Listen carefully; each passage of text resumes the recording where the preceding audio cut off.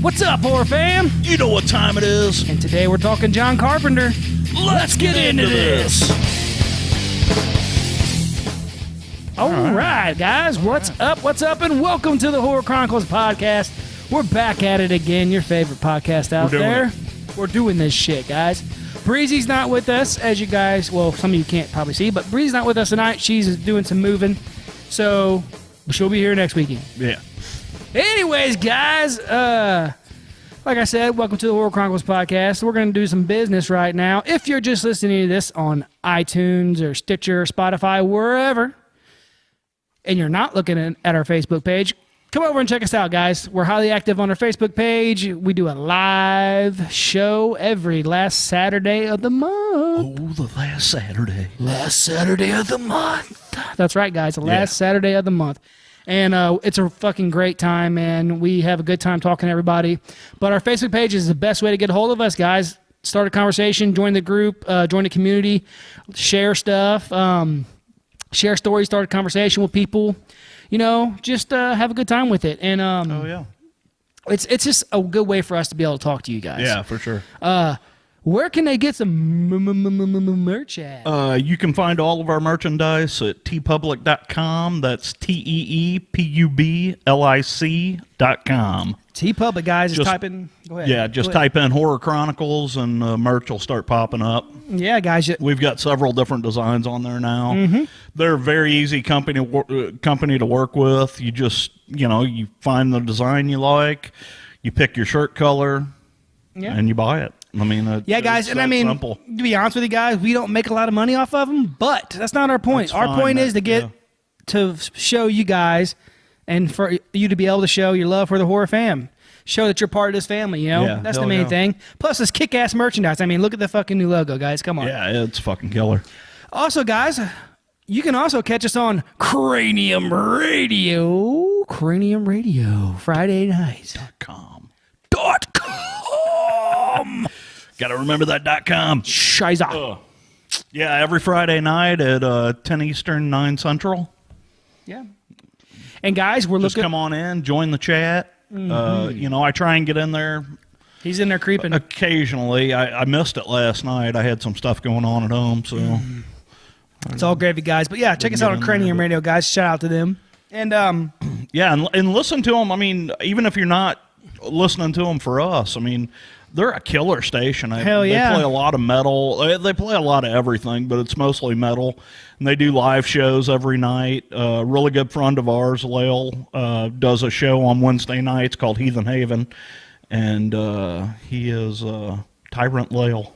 Yeah. So it's pretty guys, cool. He's got a killer show. Check him out, man. And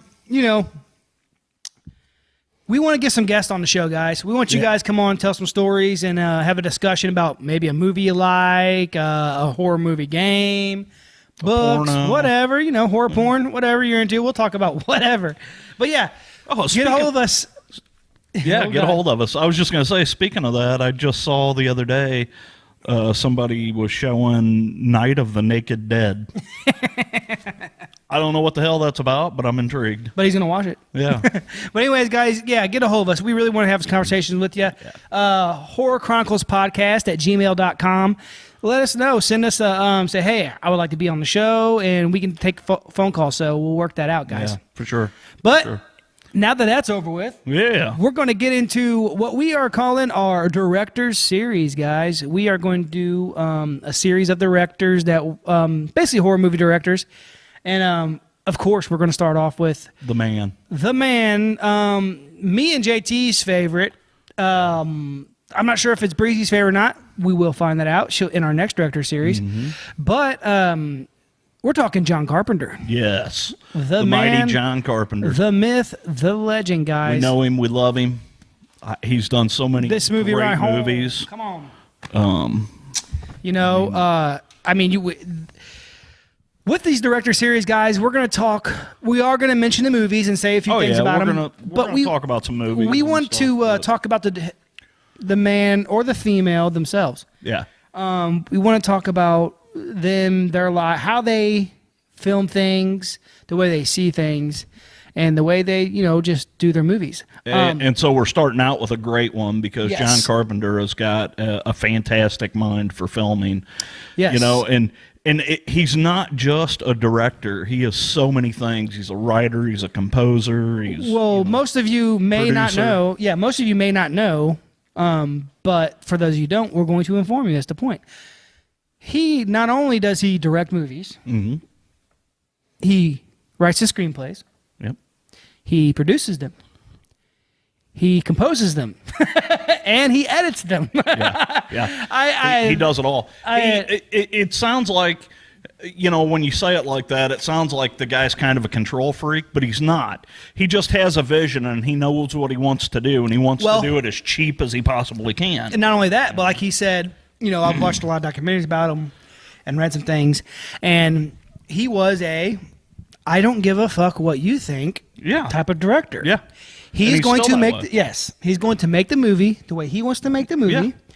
And that's awesome, man. More people need to do that. He's not trying to be an asshole, but he said, I'm not making the movie for you.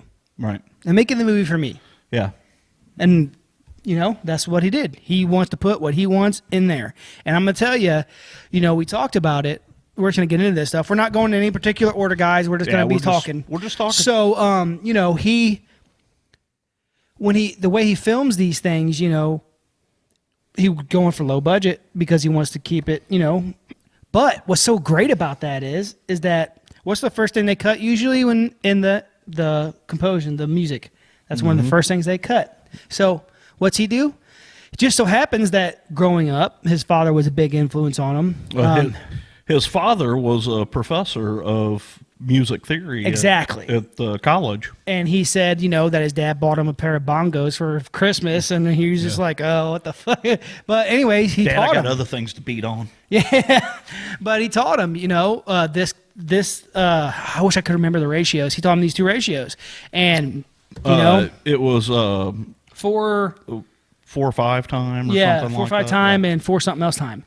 And, he went from there and he started composing music too, and he loves music, which, I'm going to get back to it, but, he was in a band.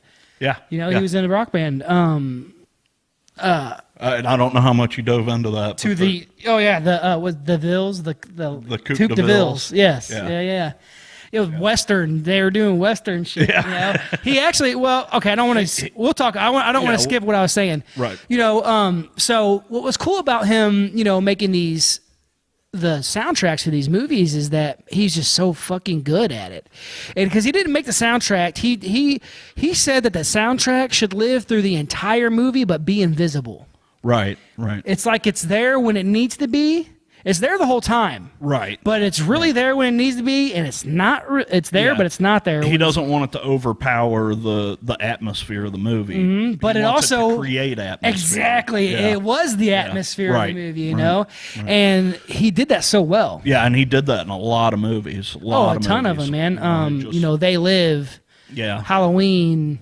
Christine. Freaking The Fog. Yeah, a lot of those movies. I mean, it just go on and and I've on. got some stuff that people probably didn't even know. Oh, yeah. So, Here, go ahead. I just want to get into John himself. So, John Carpenter was born John Howard Carpenter on January 16th of 1948. He was born in Carthage, New York, to Milton Jean Carter and Howard Ralph Carpenter. Shortly after that, they moved to Bowling Green, Kentucky. We've got some interesting stuff about Kentucky, too. So whenever they moved to Bowling Green, as he got older, he got into college. His dad was a professor at Western Kentucky University, and he, like we said earlier, he taught music theory and music composition and stuff like that. And, John was really interested in that kind of stuff, but he really wanted to direct films. Yeah, he told his dad, he even told his dad, I want to be a director. You know? And his dad's like, maybe not. Yeah. So John, when he got older, he ended up attending Western Kentucky University and did a couple of years there, and then left there and went to USC in Los Angeles. In 68. USC Film School in Los Angeles. In 1968, he ended up going there, which is, as most people may know, may not know, is a music school. It's it's music and music film. and film school. Yeah, very prestigious too. Mm-hmm.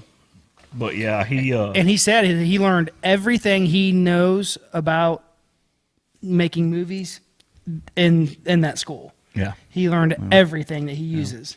And it's cool the way he put stuff together. I mean, it just his mind. Well, he actually was a huge. He came into making movies to make westerns.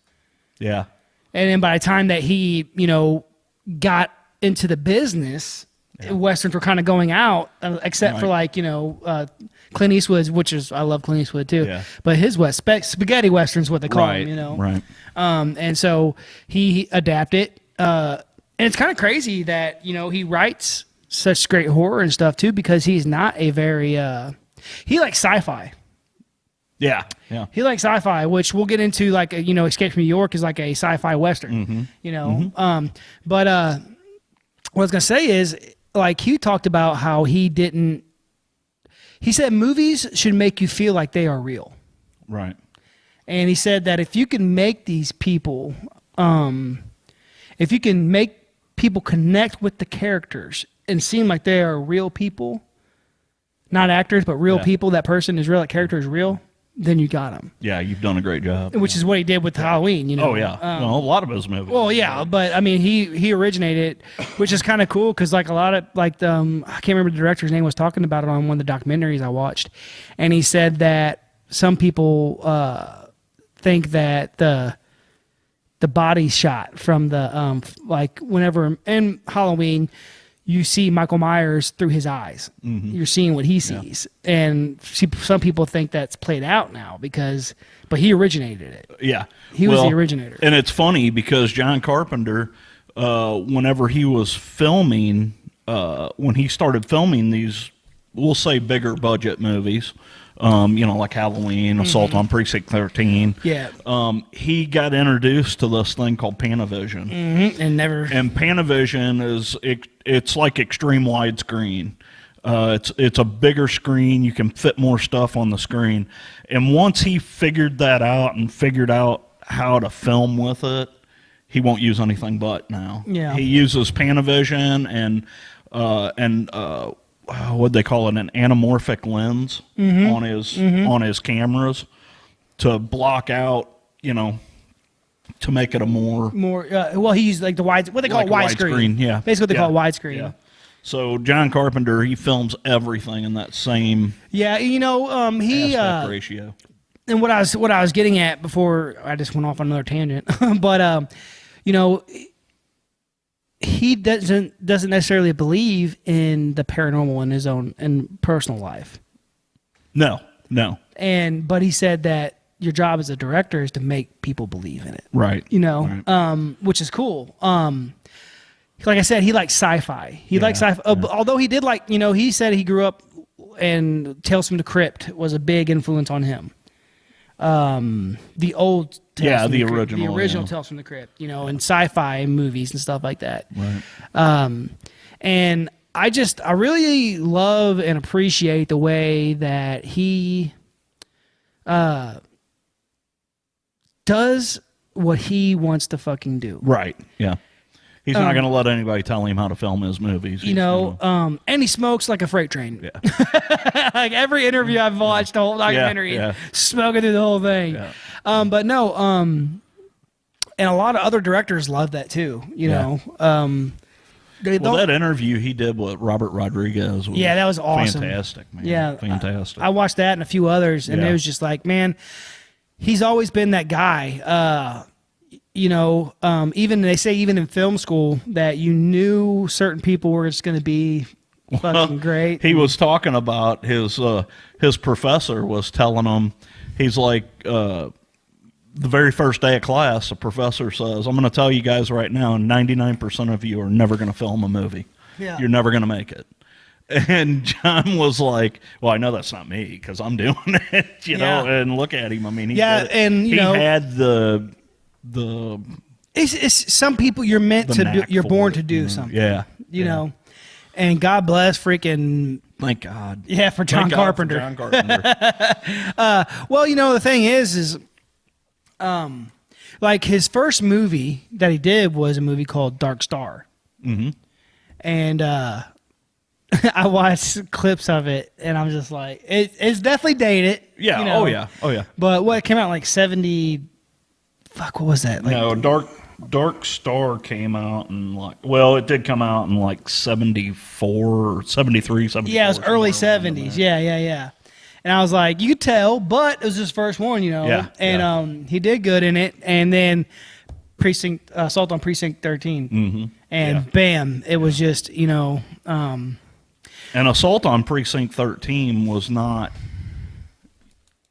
It's a good movie, but it wasn't a great movie. Yeah. You know, I mean, he learned a lot while He was said that in that movie. Yeah, and in that movie, you know, he paid a lot of homage to older movies, to older directors and stuff like stuff they would do, the westerns that he was wanting to do, but they were out. You know, I mean, kind of we're rolling into it, so we might as well talk about it. You know, like Escape from L.A. or Escape from New York. You know, those are basically science fiction westerns. Yeah. And he did a lot of work with Kurt Russell, which we'll get into. Yeah. Because he said he liked to work with people who know how to act. Right. And he actually said, he said in several interviews, he loves working with Kurt Russell because he's a hard worker.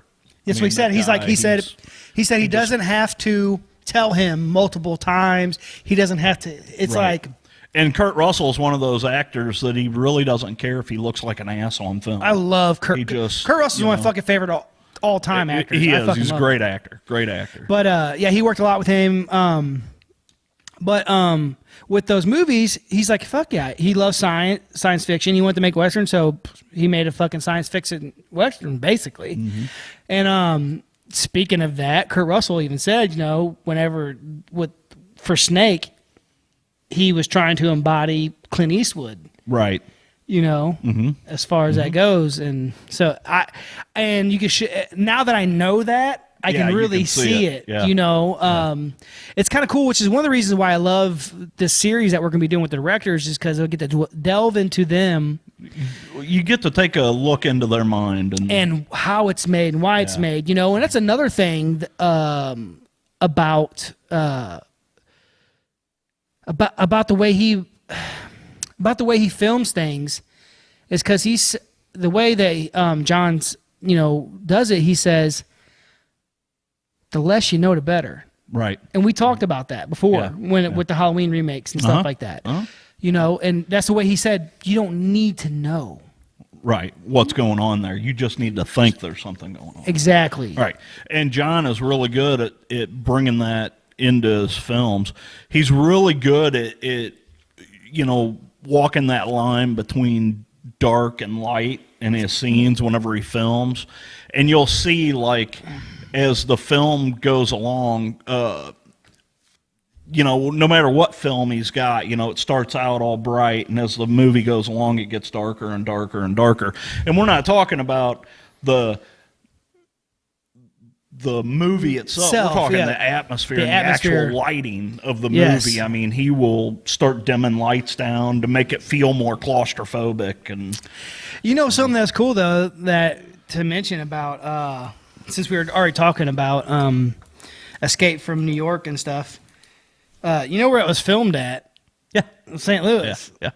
And that was pretty fucking cool. There was a big fire and an explosion right in the middle of downtown St. Louis. So there were like several blocks that were in rubble.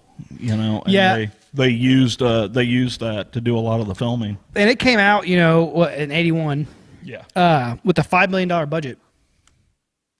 But one thing I was going to say about it is that he got the inspiration from like Death Wish, and a novel by Harry Hawks. Harry Harnison. It was a novel by, well, that's what it said. Harry Harrison. And that's where he got kind of the idea for it. Yeah. And of course, Kurt Russell, you know, played in it, and you know, it's funny because, like we said, John Carpenter was born in New York, but he hates New York, and he still says that. He said he hates New York to this day. I mean, you could tell. Yeah. He definitely don't like it.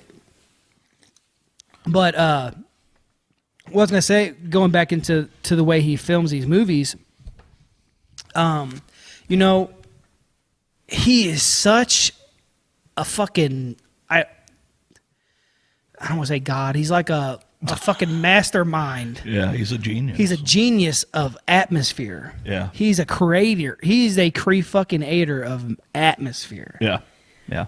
All of know. his movies are very atmospheric. Even his last movie, which I watched this morning, Which one was that one? The Ward, The Ward. with Amber Heard. Oh, okay. Where they're in Enough the said. mental ward. Yeah. Oh, yeah. Yeah. Well, you know, it's like with like one of my favorite fucking movies of all time, and I think you guys should watch it. And it explains a lot. They Live. Yeah. You Great know, movie. fucking God bless Roddy Piper. But the atmosphere of that movie, we talked about like the way the music rides the movie. It's there always. Yeah. But you don't really Subtle. tell. It's subtle. Very subtle. You know? But it's there when it needs to be, you know? And the way that he filmed that movie and the actors that he had in, you know, and that came out in 1988. And it was an anti-government movie, basically. Yeah. And Yeah, he actually created that movie because of all the Reaganomics bullshit that was going on back then. yeah. You know. And I mean, it had the longest fight scene. Yeah. Yeah. You know, and you know, he said that he wanted people to start questioning the reality, you know, of what's going on around you. Just open your eyes up and look around what's going on, you know. And another cool fact about that movie is that all the aliens are played by the same guy. Yeah, yeah. Even the women. Even the women, all Yeah. of them are played by the same guy. Yeah. Because his face is Like like the perfect, mask fit him perfectly. So Yeah. but just Which use he the was same guy. always about, keeping that budget low, you know. Yeah. Oh yeah. And it's so cool because it just makes me appreciate even more knowing that A, he does everything in the movies, you know, to get him out, and B, just that he does it as with a low, but he don't need a huge fucking budget to make a great fucking movie. No, he doesn't. I mean, look at what he did with Halloween. Halloween had a budget of $300,000. Yeah. You know, I mean, Yeah. it's one of the greatest horror movies ever made. And also, he placed all of his own camera shots. Yeah, yeah. You know, he put he knew where he wanted the cameras before the fucking started. Yeah, so he filming. didn't have to hire a cinematographer. He Nope. did that. Yeah, fucking guy. I did mean, it. it's Carpenter, dude. How can you not love this fucking guy, man? Knowing everything that he's done. Like I said, it sounds like he's a control freak, but he's really not. He had a vision and he knows what it's going to take to pull it off. And you know, why hire somebody to do something you know how to do? Yeah, and like, you know, he was trying to follow the footsteps of like Hitchcock and, you know, Yeah, people like he was that. a big fan of Hitchcock. And like, it just makes me appreciate, even though I already did, I love him anyway. He's my favorite director. Made me appreciate him even more, knowing how much fucking effort that he put into these movies. Mm-hmm. You know, it just goes to show you that you don't have to have a fucking huge budget or any of that bullshit to make a movie great. As a matter of fact, there's a lot of movies that have big fucking budgets that suck. Yeah. Yeah. You know, you need a person who wants to fucking be there and does shit his way and is great. He was born to do what he did, or is doing, I should say, because he's still there. You know, and it just shows in his movies, like the way he composes the music. I mean, you will never the Halloween theme is iconic and will go down in history forever. Right. You know, like we talked about that before. Music. It's very simple. It does, you know. That's one thing that he had mentioned. He was talking about he was working with a composer for a movie, and I don't remember which movie, but it was the first time he had worked with this composer, and he was an Italian composer, and his name was Eno Morcinez or something like that. And he was writing the score for this movie, and when John heard it, he was like, that's not really what it. He said, all I did was I contacted the guy, and he said, I didn't speak his language, and he didn't speak my language, so we had a translator, and he said, all I told the translator was less notes. Yep. And the guy did it and realized that, oh, yeah, I see where you're going with that, you know, and it just, his mind is just fucking awesome, dude. The things he thinks of, you know. And it was cool, like, diving into these and figuring out where he got the ideas for these movies, you know. Kind of like The Fog, you know, when he did The Fog. Like, he was married to, oh, crap, I forgot her name. Not Adrienne Barbeau. No, he was married to Adrienne Barbeau. Yes. I know. But before that, he wasn't married. He was in a relationship with, gosh dang it, what's her name? She was his, like one of the managers on his movies. And he got to, the first movie she came in to work on was The Fog. Or not The Fog, but Halloween. You're not talking about Deborah Hill, are you? Yes. Okay, Deborah Hill. Deborah Hill. Yeah, they were really good friends, and they dated for a little while. And being in a relationship or whatever. Well, like they were at Stonehenge, and she said that The Fog was rolling in and Stonehenge, and they were sitting there, and that John was just like, "What do you think's in that fog?" And she said, "Ghosts." And he's like, "Let's make a movie about it." Yeah. And they made the movie, you know. Just so happened. They made the movie, and it sucked. Yeah. And he remade it. Yeah. Yep. Yeah. The first time it was horrible. When they first filmed it, they had John didn't like the way it turned out, so he cut out a bunch of parts of it and basically refilmed the whole movie. Yeah, and really crazy. There's a little bit of drama on the set and stuff, but you know, it is what it is. Interesting thing about it, he was talking about a dream he had. Interestingly enough, T-shirts coming soon. He was talking about a dream he had, you know, like, because he got that inspiration for The Fog through that time, the experience at Stonehenge, and also in dream, he had a dream about, like, there was a storm, and inside the clouds was this giant eye that was like looking down on him or something, like, and he's, that's cool. You know, he brought that into it. A crawling eye is what he said. Yeah. A crawling eye. But what else I was going to say about that is he hired Jamie Lee Curtis for the movie because he found out that after she had made Halloween that she wasn't getting any parts for any movies. And so he's like, okay, we'll put you in this movie. Yeah. And then after that, they're like, oh, every horror movie made was like, oh, we want her. We want her in it. So she was fucking in Prom Night and fucking, like, the list just goes on and on after that. Right. A lot of slasher films. So he really, you know, cared about her and helped her, you know, get out. Train. Yeah, there's a ton of them out there. Yeah, there's a bunch of movies. But helped her get out there and be put in movies because he couldn't believe that she wasn't getting parts. Yeah, major star after Halloween. You know. Yeah. You know, that just goes to show. Like I said, he likes to work with certain people because he knows they're hard workers and he doesn't have to fucking. Yeah. Yeah. Okay. Cool. I'm glad you said that. I want to take a step back here, just a little bit. You go wherever. So, talking about John Carpenter in his younger years, so he began making short films in 1962. He actually won an Academy Award for Best Live Action Short. Yeah. For a movie called The Resurrection of Bronco Billy, which came out in 1970. Yeah.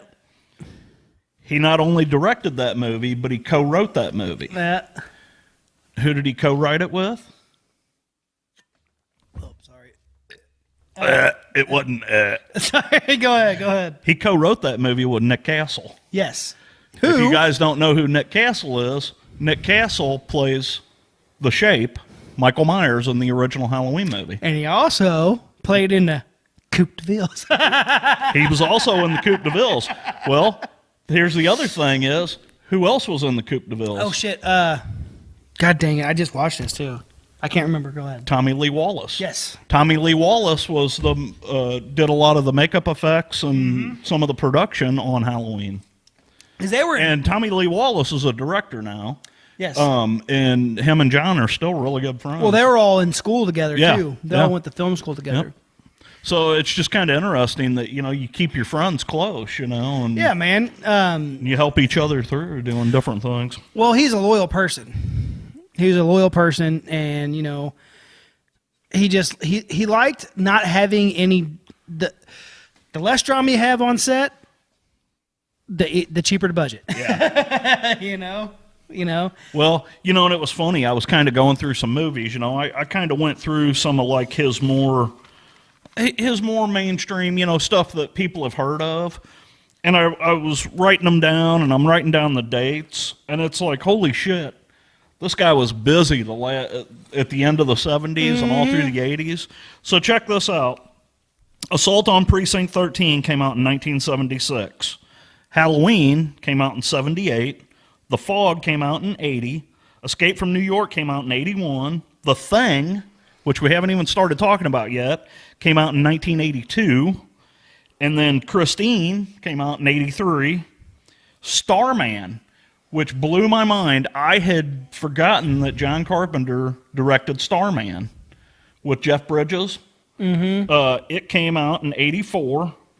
Big Trouble in Little China, 86. Fucking love that movie. Prince of Darkness, 87. They Live, 88. It goes on and on. I mean, he was very busy all throughout the 80s. And big point, not only was he busy, but they were fucking great movies. I still love Big Trouble in Little China. Yeah. You guys know I've done a live video. I was watching it about a month ago. I still love They Live. Yeah, one of my favorites of all time. Like, speaking of Big Trouble in Little China, since you're there for a minute, John Carpenter loved kung fu movies. Yeah, he was really big into Godzilla movies. And what's funny about it, he was talking just a little bit about Kurt Russell's character, and like you were saying, Kurt Russell isn't afraid to look like a jackass on right. But he was saying that the point of Jack Burton's character in that is that he was the fucking sidekick the whole time, didn't even know it. Yeah. And he was just brash. Dude, that movie will forever be one of my fucking favorite. It's dear to my heart. Love that movie. It's all in the reflexes. That intro of that movie is great too, by the way. Hell yeah. I fucking love that intro. But man, I mean, just so much stuff. One of the things he was talking about was The Thing. To me, The Thing always was and always will be a fantastic movie. It was very well filmed. The way they put that together and the music they have with it and the story behind it's just a fucking killer movie. But it flopped in the movie theater. Yeah. And that really fucking hit John Carpenter hard because he doesn't like to fail. Yes. And it caused a lot of turmoil in their deal. But, I thought that was very interesting when he was talking about, because I didn't notice it until he actually said it, that when he was talking about the way he films, in that Panavision, how, at the beginning of the movie, when everything's happy-go-lucky, you see these long, like, wide shots with multiple people on the screen, and everybody's getting along, and everybody's, and then when you get closer to the end of the movie where you don't know who is in there, all of a sudden all the shots are single people. You don't see any single person, or you don't see more than one person in a shot at a time when you get closer to the end of the movie, except for Kurt Russell. Kurt Russell, the whole movie, there are very few shots of him on the screen with anybody. They kind of singled him out the whole movie. Now, there's a couple shots, but not much. Most of the time when you see him... That part where he's talking to the old boy inside the, whatever you want to call it, the fucking vehicle. Because he's talking about what's going But yeah, well, it goes to he goes tell too, like, I think it was on the Rodriguez interview where he was talking about... like not knowing how we talk about how you don't need to know so much. The less you know, the better. And that's what he said, because they asked him a question like on, I think it was from Escape from New York, something like, what really happened to one of the characters? Yeah. Oh my God. And I remember his name, but they never tell you. Well, he said, I don't know. First he said he's like got gang raped and fucking gang raped and set on fire. But he said he's like, I don't know. He's like, I don't know. I still didn't. I don't know. The audience don't know, and I never wrote any story. I never thought of it. Right. The point is Nobody that he needed to know. Exactly. He didn't know. Yeah. Because you didn't need to know. Yeah. And that's just the way he did that, which is awesome. That's the way he did a lot of things. That's why, to me, Halloween, the original Halloween, is such a great movie, because John wrote in so much mystery to Michael's character. We didn't need to know all those things. We got just a little snippet of his childhood. That's it. That's all we needed to know. It made him a more, I don't know, unstoppable, more ominous. Yeah, I mean, you just didn't need to know those things about him. Yeah, and what's cool that, like they're talking about Halloween, like they're saying how it showed him as a child, but when he came back, he was no longer a human, really. He was something else. Well, right, and that's why they didn't in the credits, they didn't call him Michael Myers, they called him the Shape. Yeah. Because every time you saw him, it was like a silhouette of him in the distance. Yeah. And then I like how he was talking about how you really, as the movie's going along, you really don't know if Laurie's even seeing this guy. Yeah. Is he really even there, or is he just a figment of her imagination? Yeah.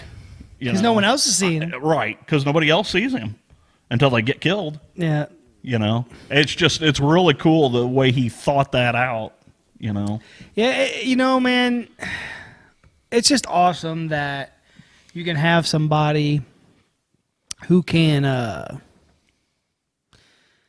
what's the word I'm looking for? Who can feed people emotions, and you're getting exactly what you want from him, though you've never met him. Right. He doesn't know you, but he is giving you exactly what you want. Yeah.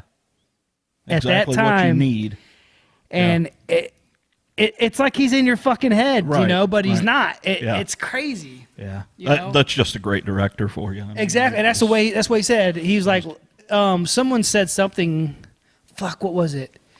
It was in the Rodriguez thing, and he was talking about something like, what would you say to people who did this, or what we changed? And he's like, nothing. Yeah. He's like, he's like, I did things my way. Exactly. He's like, I do the movies the way I want to do them. Right. I don't do them for anyone else. And that's kind of what I was. Yeah, he doesn't do them to get rich. He doesn't do them for fame. That's kind of what I was getting at. What's weird about it is, and it kind of goes into, like we talked about before, about the collective consciousness, is that he did movies for him the way he wanted to do them, but there's so many people who would wanted it the same way. Exactly. Yeah. Exactly. Oh, yeah. You know what I'm saying? Yeah, I see where you're going. So you're in my head with that, and that's what's cool about it. It's just crazy, and thank God that people are made like that. There's people out there who, and we're going to dive into different people, once through this director series that we do. But with John Carpenter, it just seemed like he is the king of, what they call him, let's see here, I got it written down. The Prince of Darkness. He had the pornographer of horror or gore or something like that. Yeah. Well, no, it's not gore, because there's hardly any gore in any of his movies. It was the pornographer of horror or something like that. They said or something like that. He had a bunch of names because he was just so fucking, like you said, he was a master of horror. He was pumping out these. Yeah, I mean, one right after another, and they were great movies. And some of them weren't horror, like Starman. Starman's not a horror movie, but it is a sci-fi movie. They Live was kind of more of a sci-fi. They Live was more of a sci-fi movie. Well, I got a couple others that I just want to give a quick mention to. Oh yeah, go ahead. So he did a couple lesser-known movies. He did a movie called Someone's Watching Me in 1978, and it was a made-for-TV movie, which he directed and did the music for. And then he did another made-for-TV movie called Elvis in 1979. He's a big Elvis fan. He likes Elvis. One of the things I ran across is he likes Elvis and big Cadillacs. Well, and it's like he said, too, he grew up, they had no TV. Right. He didn't have a TV growing up. Yeah. So, like, he would go to the movies to see whatever, or he'd be at friends' houses. He said he did see Elvis Presley. He was excited about it, too. You could see the look on his face whenever he said it. I did see Elvis Presley on Ed Sullivan Show. Yeah. Something like that. Yeah, probably. And he said, I did see Elvis Presley on Ed Sullivan live at one of my friends' house. Yeah. One night. And he was he had a big-ass shit-eating grin on his face when he said it. So, you can tell he definitely loves Elvis. And here's a strange movie that I had no idea that John Carpenter did. He did a movie with Chevy Chase called Memoirs of an Invisible Man. John Carpenter directed that. I never even heard of it. Yeah, it's actually a good movie. It's more of a sci-fi comedy kind of thing, you know. I mean, it's got Chevy Chase on it. You know, I didn't really look too much. I probably should look more to it. Did he like Westerns, or did he just want to? He really did. Because I know he was big. He was pretty. Some of his favorite movies were Westerns. And in Assault on Precinct 13, the main character, his name was Justice T. Cahill, I think, was his name. Well, he named him that because that was John Wayne's character in Rio Bravo.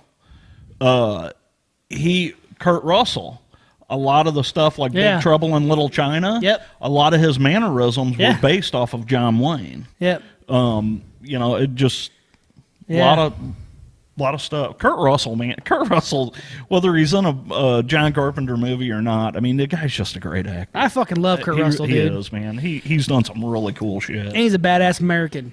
I fucking love that motherfucker, dude. So John Carpenter had an alter ego. His name was Rip Height. I've heard Rip Height. Rip Height.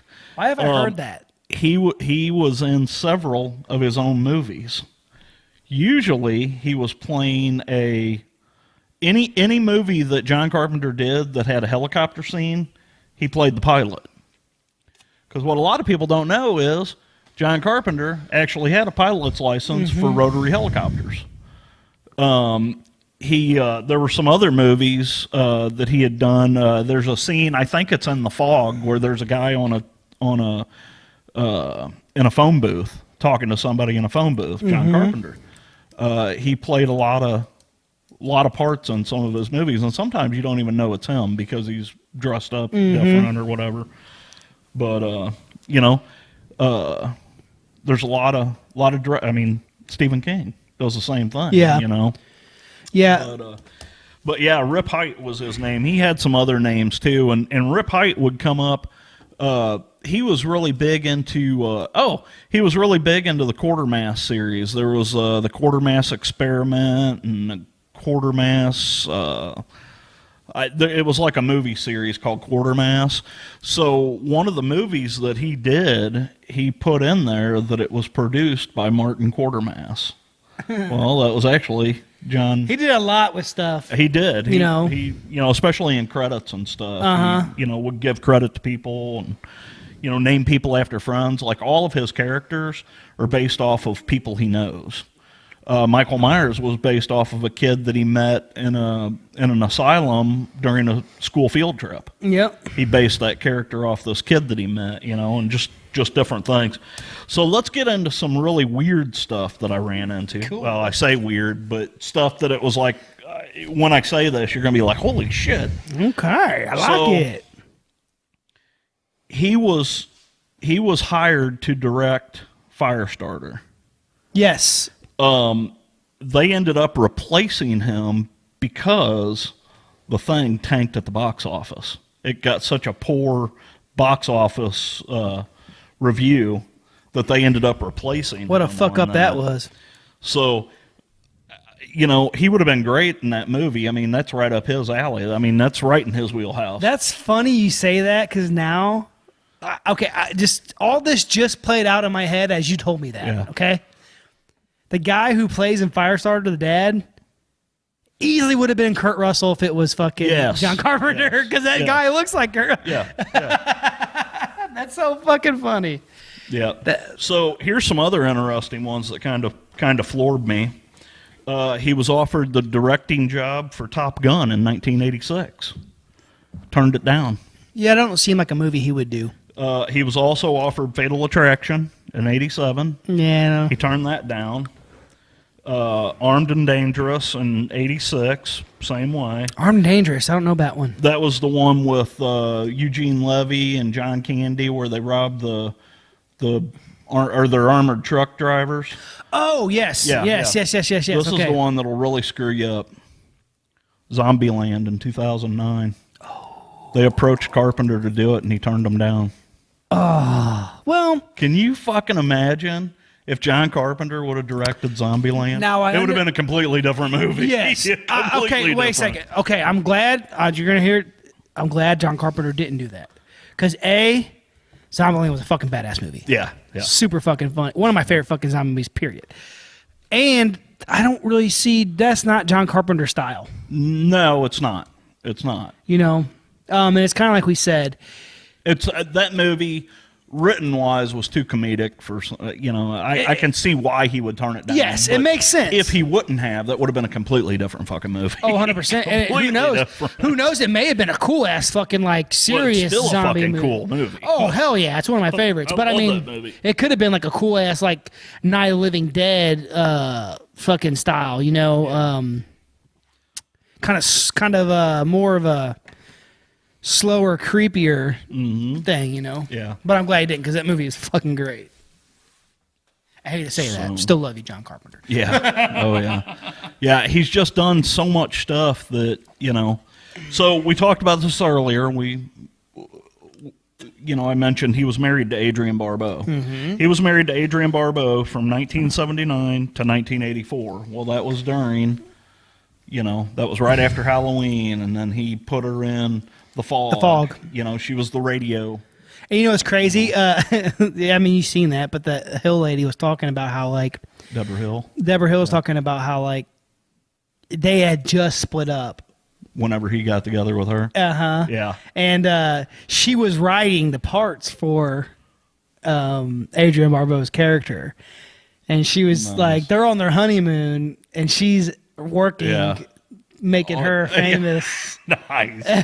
Nice. And she said that was probably one of Adrienne Barbeau's greatest parts, because she said she did really great in that movie. Well, John and Adrienne gave birth to one son. His name's Cody. His actual real name is John Howard Carpenter II.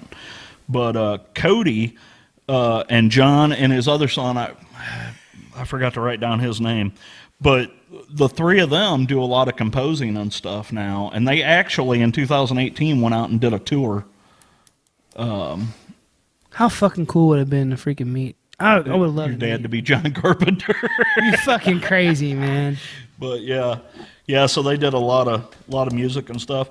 And then I thought it was cool. He actually co-wrote the video game Fear 3. See, I love Fear. I told you that John Carpenter is very big into video games. Yes, he loves video games. His son got him hooked on them. Yeah, that's so funny. He still plays them all the time. They said that he's big into video games and stuff. They had mentioned that in the Rodriguez interview. Another interesting thing that I didn't write it down because I knew it would pop up at some point, and it just hasn't. But he has worked with Greg Nicotero for a long time too. I'm glad you mentioned that, because Greg Nicotero was in the one of the documentaries I watched, but they were all young. Yeah. And Greg Nicotero looked like someone straight out of a fucking Poison video. Yeah. I was like, dude, he could easily be in a fucking 80s hair band. Well, and it was fun. It was funny because, I kind of read through and I was like, oh yeah, Greg Nicotero did some work on this with him, work on that with him, or whatever. Well, John Carpenter, the last movie he did, and who knows, he might do another one. I don't know. I mean, the guy's 82 now. He doesn't look like it. At least from the last time. But the last movie he did was a movie with Amber Heard called The Ward. It came out in 2010. So I'm watching that today, and I'm sitting there, and I'm kind of reading on the computer, and I'm watching the TV, and I look up, and I'm like, special makeup effects, Gregory Nicotero. I'm like, no shit. Hell yeah. Yeah, it was pretty cool. Yeah, man. Like we said, guys, John Carpenter is my favorite director. Yeah. We didn't even talk about Vampires yet. Yeah, yeah. Which is a fucking great movie. Amazing. Great movie. And that was one of the first movies where, he had a lot of blood in it. Yeah. People getting split in half and shit. And he said that he also, he worked with another person I fucking love. That's another reason why I like John Carpenter so much. He puts the people I like in movies. James Wood. And he said that it was the first time working with him.